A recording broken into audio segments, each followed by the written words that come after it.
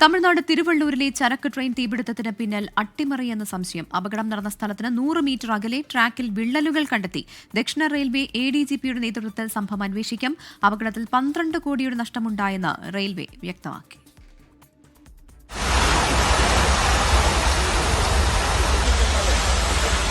രാവിലെ 5:30യോടെയായിരുന്നു ഡീസലുമായി എത്തിയ ചരക്ക് ട്രെയിൻ തിരുവള്ളൂരിൽ പാളം തെറ്റി തീപിടിച്ചത്. 18 ബോഗികളാണ് പാളം തെറ്റിയത്.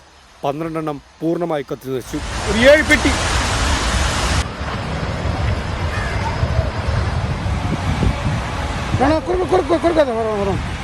പ്രാഥമിക അന്വേഷണത്തിലെത്തിയ റെയിൽവേ സംഘം അട്ടിമറി സാധ്യതയും അന്വേഷിക്കുന്നുണ്ട്.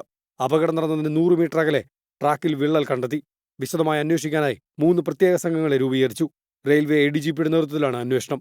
ദക്ഷിണ railway general manager RN Singh അപകടസ്ഥലം സന്ദർശിച്ചു.